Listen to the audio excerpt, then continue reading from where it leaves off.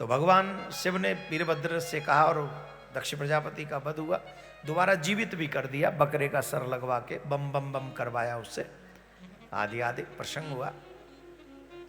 माँ पार्वती के रूप में हिमाचल के यहाँ पर माँ सती प्रकट हुई, उन्होंने तपस्या की। अब तपस्या की, नारद जी ने कहा कि भैया तुम देखो तुम्हारी कन्या के भाग्य में ऐसा ऐसा लिखा है, ये सिस्टम है। तो कैसे? बोले ये सारे गुण जो मैं बता रहा हूँ वो सब गुण शिव में है, और शिव अगर तुम्हारी बेटी को पति के रूप में मिल जाए तो ये तो बहुत बड़ा वरदान है। तो कैसे मिलेंगे? बोले तपस्या से मिलेंगे। किससे मिलेंगे? जोर से बोलो। तपस्या।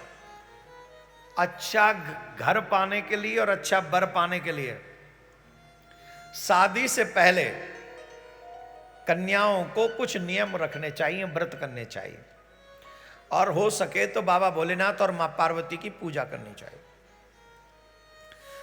कन्याएं अगर व्रत करें तो अच्छा घर और वर मिलेगा। आजकल 100 में से 70-80% कन्याओं को शराबी और जुआरी और व्यभिचारी और क्या बोले मांसाहारी पति मिल रहे हैं।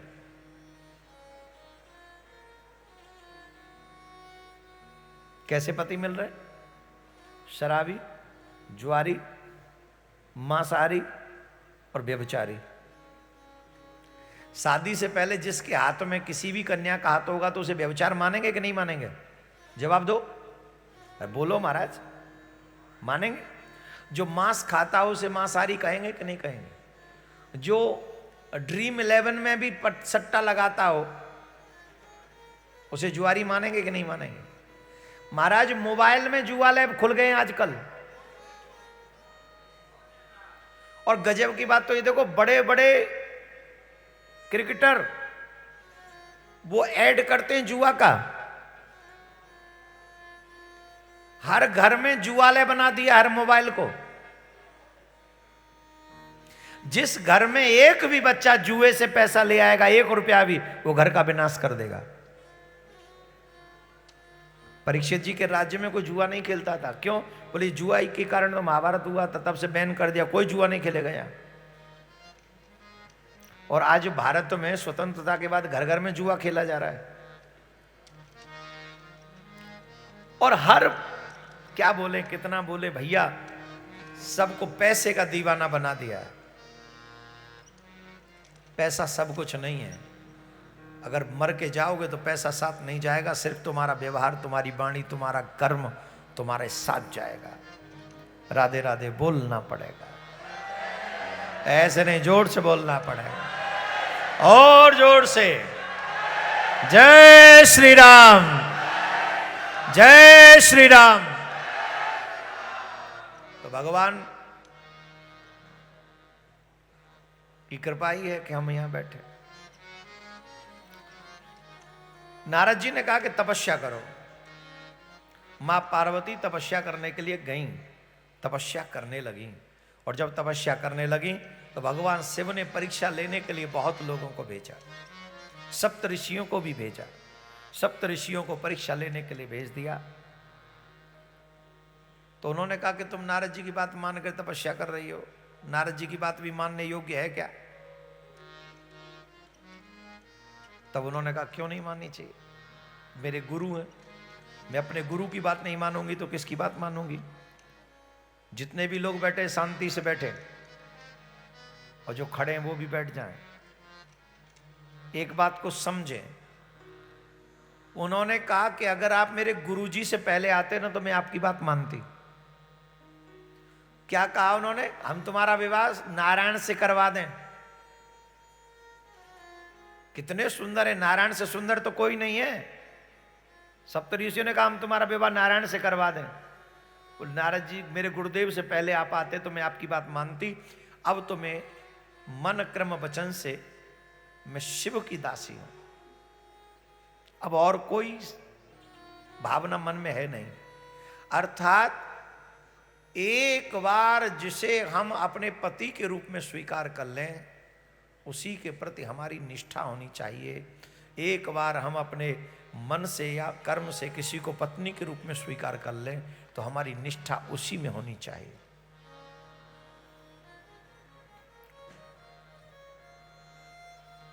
शंकर भगवान ने कहा फिर हो जाएगा, तुमसे विवाह हमारा आशीर्वाद है। फिर विवाह हुआ भी, आदि आदि प्रसंग है। लेकिन उसके बाद जो आज हम जानना चाहते हैं, माँ पार्वती कहती है महाराज मुझे देखो, विवाह के बाद में वो स्विट्जरलैंड घूमने नहीं गए शंकर भगवान।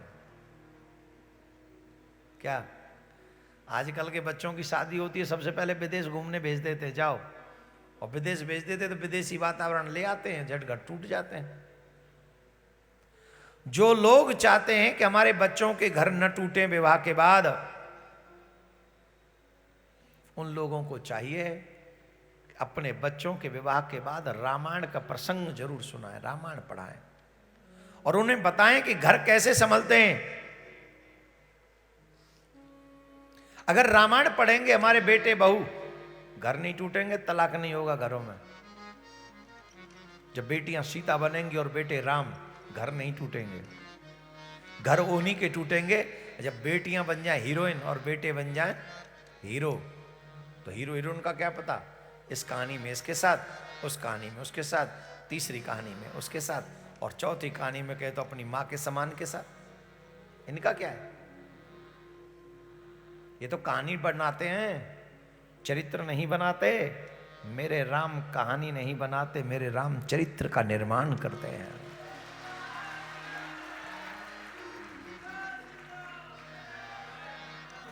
अब ये हमारे ऊपर डिपेंड है, निर्भर है कि हम क्या चाहते हैं।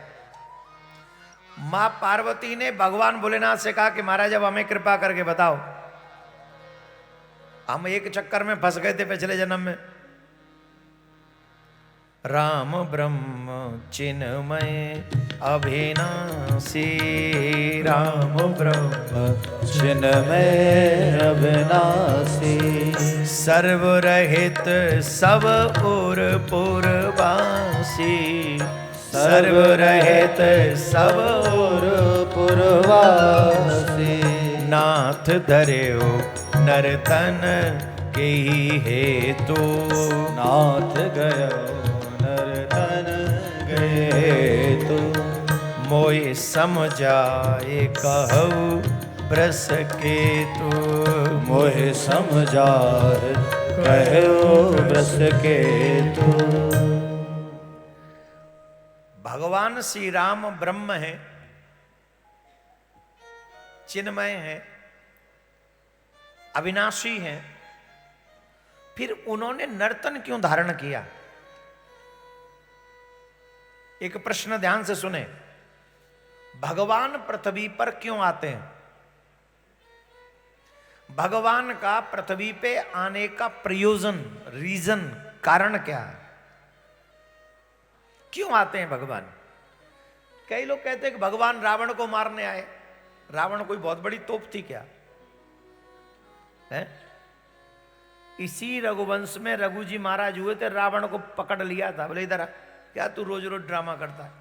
पकड़ लिया रावण को। महाराज प्रार्थना की, तब वो क्षमा मांग के गया कि आज के बाद अयोध्या की तरफ नहीं मुंह उठा के देखूंगा। कहा रघु जी महाराज के रघुवंश में फिर कभी लौट के नहीं आया रावण, अयोध्या की तरफ कभी नजर नहीं डाली उसने। तो रावण कोई बहुत बड़ी तोप है। रावण को मारने भगवान आएंगे ना? माय डियर ना। आग्रह करता हूं, समझिए क्यों आए, किस लिए आए? रावण को मारने नहीं, मानव को मानवता सिखाने के लिए राम आया।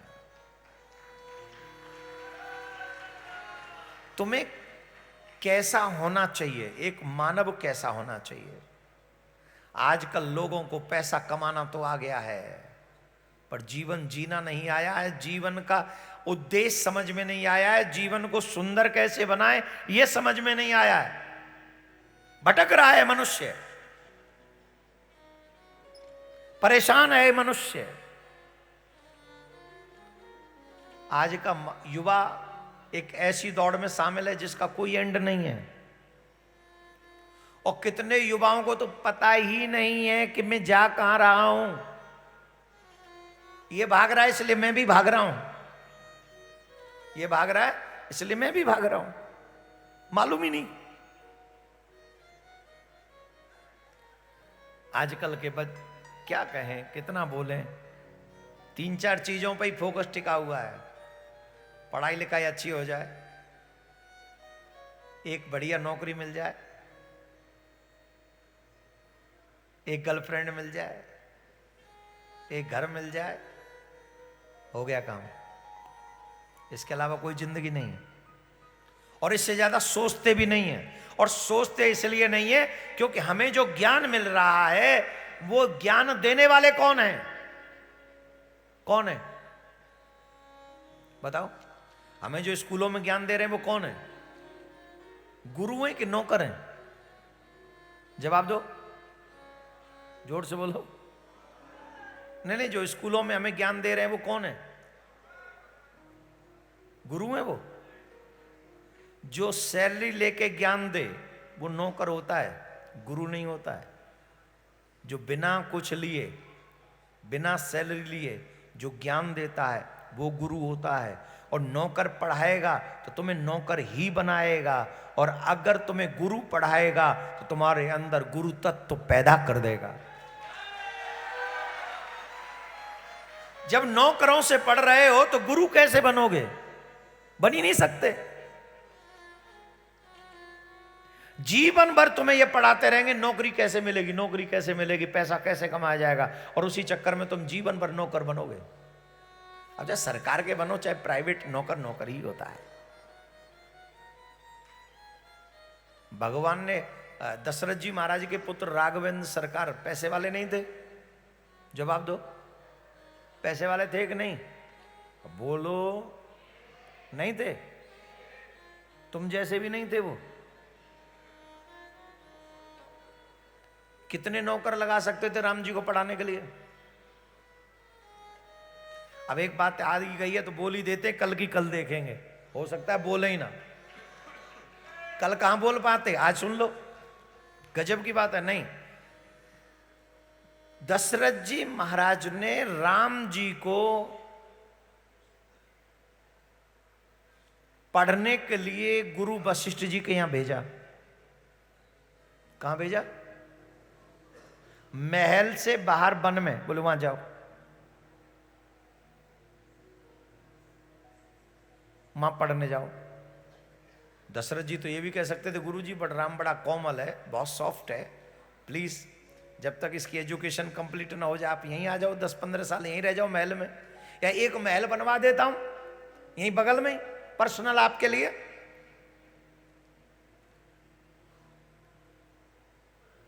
आप यहां के पढ़ा दो चारों राजकुमारों को। इतने नहीं थे दशरथ जी में, इतना दम नहीं था, पावर नहीं थी, पैसा नहीं था, क्या नहीं था, बोलो। फिर भी दशरथ जी ने क्यों भेजा? गुरु गृह पढ़न गयो रघुराई। क्यों? गुरु के सानिध्य में अगर आपके बच्चे जाएंगे और उस अनुशासन में अगर एजुकेशन अटेम्प्ट करेंगे, ग्रहण करेंगे, तो आपके बच्चे शास्त्र संयुक्त विद्या को, सच्चे ज्ञान को प्राप्त कर सकेंगे। आज आपके बच्चों को ज्ञान तो है, वो आर्टिफिशियल ज्ञान है, सच्चा ज्ञान नहीं है, नकली ज्ञान है वो, क्योंकि नौकर पढ़ा रहे हैं, गुरु नहीं पढ़ा रहे हैं। अब हां, हम बोल रहे थे, बहुत से लोग कहते हैं कि राम जी ने सीता जी को वनवास क्यों दिया दोबारा? क्योंकि राम जी तुम जैसे न तो मोही थे और न भोगी थे। मोही माने बहुत मोह नहीं था। राम जी जैसा प्रेमी नहीं हो सकता कोई। राम जी ने पूरे जीवन में सीता मैया से ही प्रेम किया, दूसरे की तरफ नजर उठाकर नहीं देखा। उनके प्रेम की मिसाल देखना है, सुनना है तो सुनने की हिम्मत करो, हम बताते हैं। सीता मां वन में रह के पृथ्वी पे सोती हैं, राम जी महलों पे रह के पृथ्वी पे सोते हैं। जब से सीता मां गई हैं वन में, राम जी बिस्तर पे नहीं सोए। ये प्रेम है कि नहीं? अगर त्याग करना होता तो आराम से दूसरी शादी कर लेते। ऑप्शन भी आया था यज्ञ के समय का, पर उन्होंने सोने की प्रतिमा बनवाकर सीता मां को वहां बैठा लिया, दूसरा विवाह नहीं किया। ये है राम का प्रेम।